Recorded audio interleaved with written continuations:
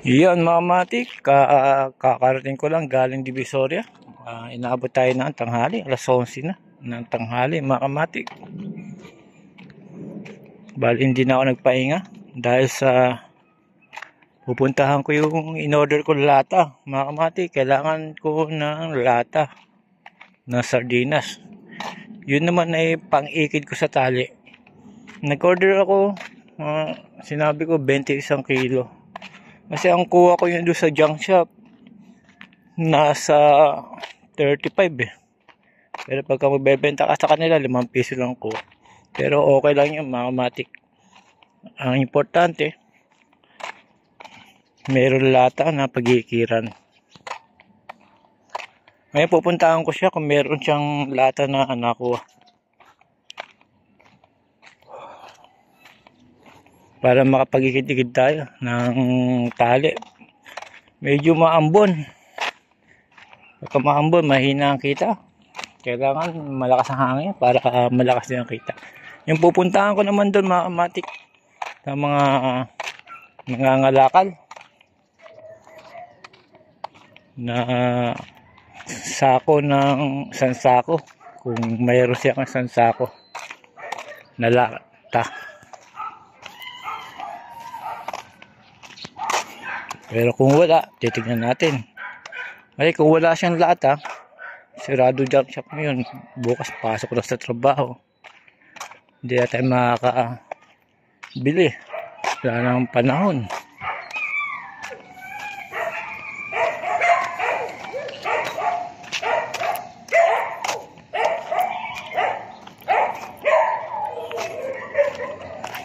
Kaya titignan ko sana meron.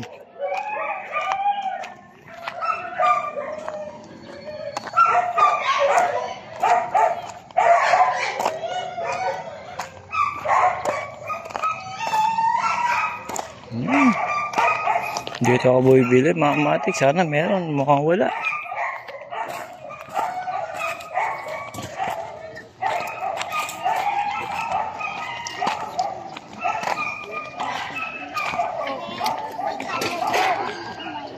Konti lang ha.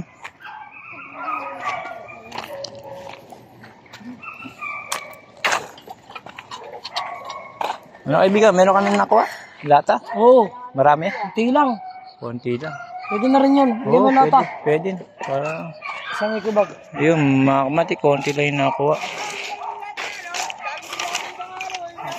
Kaya nga, yung sardinas lang sana.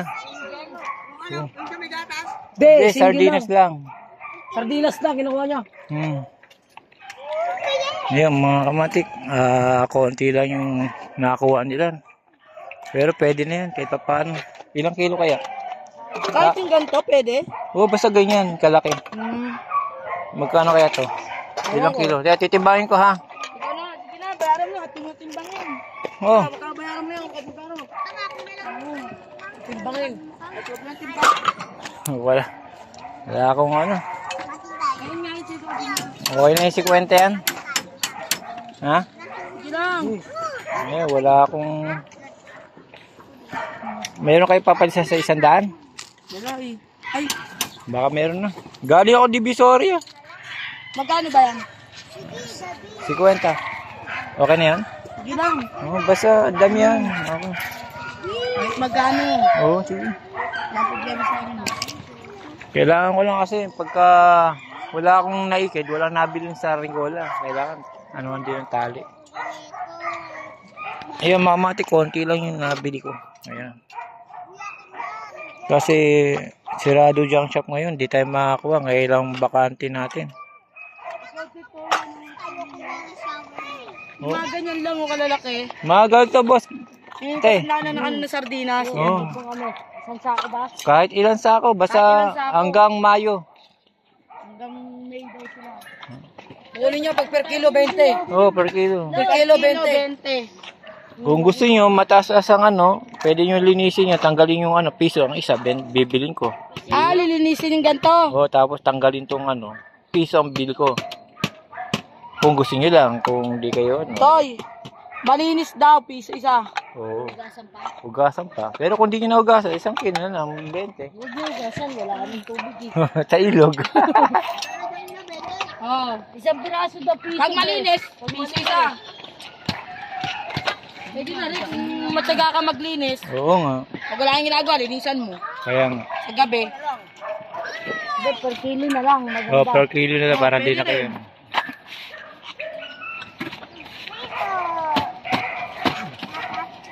Pag wala kang ginagawa, di pwede naman linisan sa gabi. Oo nga, pwede. Paano boss? Sa ano ulit? Kailan kaya ulit? Sa linggo na eh. Sa linggo ulit ha? Tuwing linggo ka na lang kumano, kuya. Oo, sige. Salamat. Ngayon.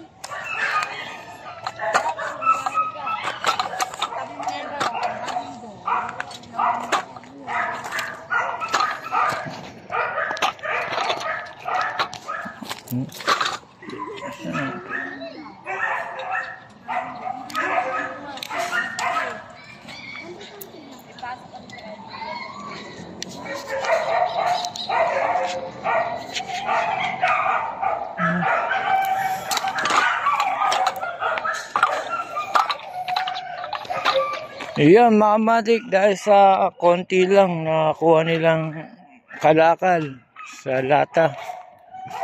Ito, binili ko halagang 50 lang. Sabi ko, kahit 3 sako na lata, basta lata ng sardinas. Ito mga kamatik, lilinisin ko pa to loob, para hindi naman nakakaya sa mga customer pagka bigay ko ng mga lata na metali na ay malinis na at di nangangamoy. Dito mga kamatis sa ganitong negosyo, tiyagaan lang, kikita ka rin kahit papano. Yo mga kamatik, hanggang dito na lang uli dahil sa lilinisin ko pa to. Medyo napagod pa ako mga kamatik, galing pa Divisoria. Hindi na nagpapahinga si Do Kamatik. Mga kamatik, bukas work ulit.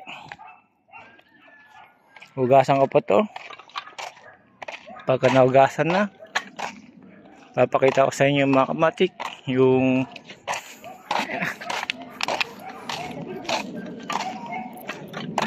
papakita ko sa inyo na malinis na at naikid yung naikila ko na ng tali. Hanggang dito na lang. Salamat mga kamatik sa panonood.